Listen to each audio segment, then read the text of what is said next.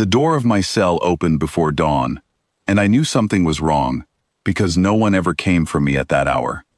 I had been locked in that iron room for 11 days, chained to a wall on a ship that did not belong to my kind. The air smelled like metal and something bitter, something alien. I had stopped counting the hours. I had stopped hoping for anything except silence. Then the door slid open with a hiss, and 3 guards stepped in, followed by someone who made the whole room feel smaller. She wore a long silver coat, and her eyes were a pale shade of violet that no human eye could ever hold.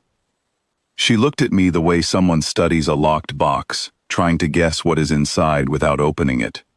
"This one," she said, pointing straight at me. The guards looked at each other like she had lost her mind. One of them, a tall officer with a scarred jaw, stepped forward. "Princess Lyra, he is a prisoner, a human.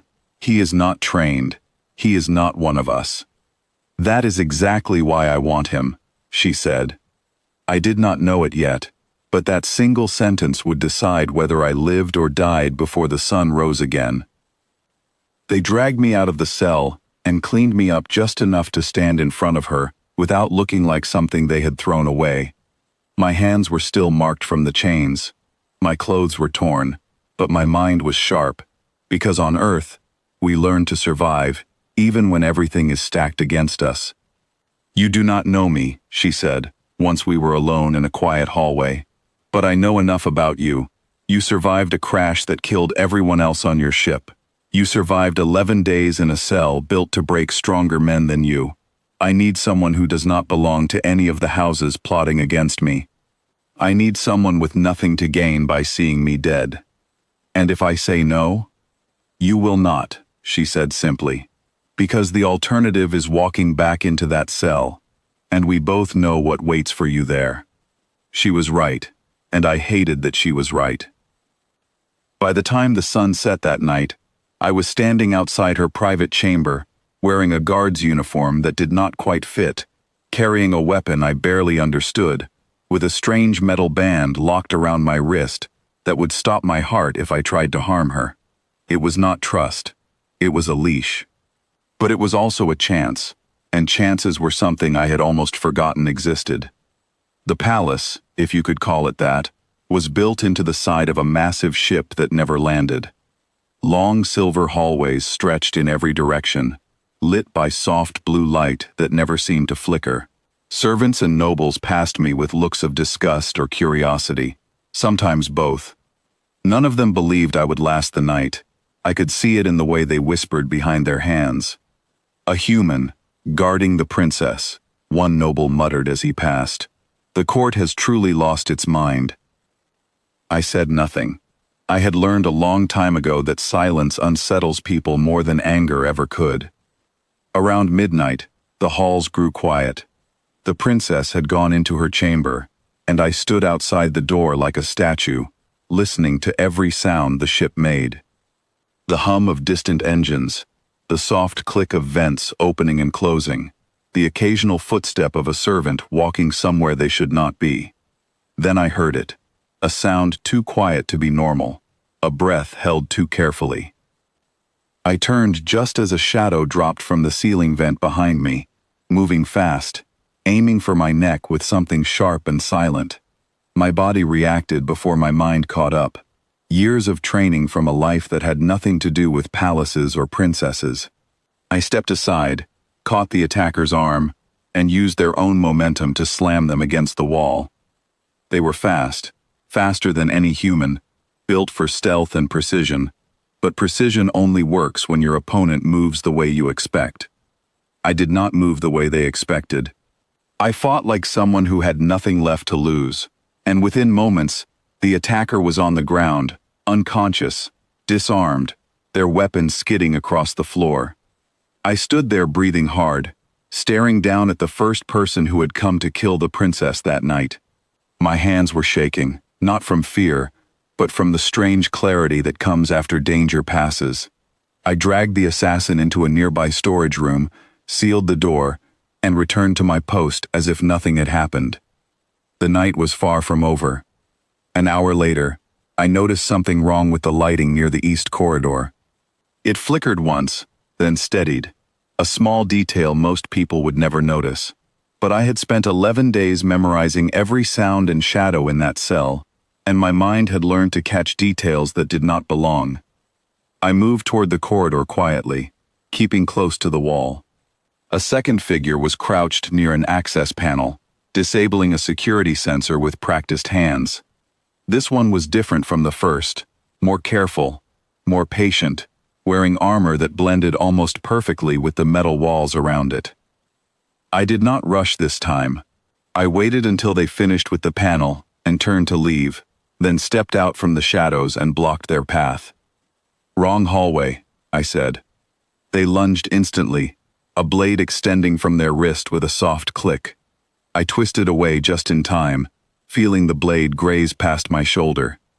The fight that followed was fast and brutal, filled with movements that had no rules, no honor, nothing but the simple goal of staying alive. I used the narrow hallway to my advantage, forcing them into a space too tight for their longer reach, and finished the fight with a strike that left them unconscious on the cold floor. 2 down.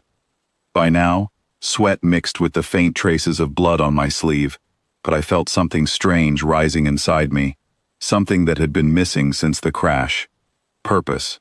For the first time in a long while, I was not just surviving. I was protecting something, someone, and it mattered. I dragged the second attacker into the same storage room as the first, checked the halls again, and returned to my post outside her door.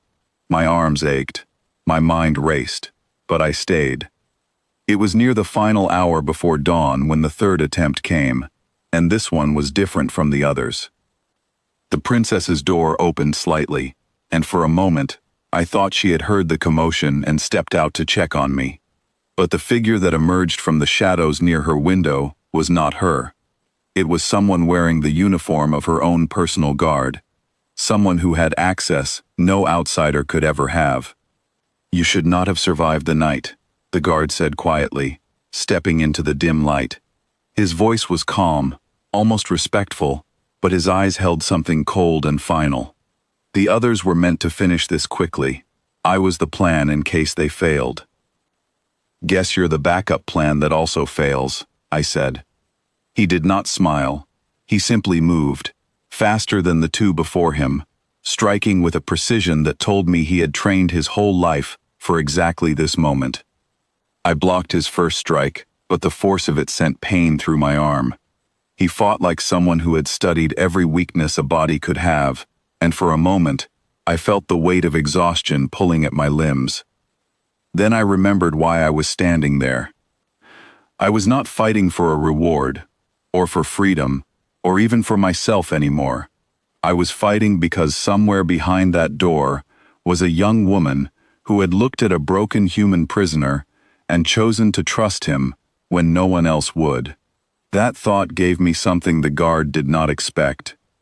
It gave me will. I pushed through the pain, using every ounce of instinct and desperation I had left. When he lunged again, I caught his arm, twisted it away from its intended path, and used the same tight hallway that had helped me before to trap him against the wall. The fight ended not with strength, but with focus, the kind of focus that comes only when giving up is simply not an option. By the time the guard slumped to the floor, unconscious like the others, the first light of morning was beginning to touch the edges of the corridor windows. I stood there for a long moment, alone in the silence, 3 attackers subdued and hidden, my body aching in places I did not know could ache. The door behind me opened slowly, and the princess stepped out, wrapped in a simple robe, her violet eyes scanning the hallway before finally settling on me. "You are still here," she said softly, as if she had expected otherwise. "Told you I wasn't going anywhere," I replied, my voice rough with exhaustion. She walked closer, taking in the faint marks on my uniform, the tired but steady look in my eyes. She did not ask what had happened. She did not need to.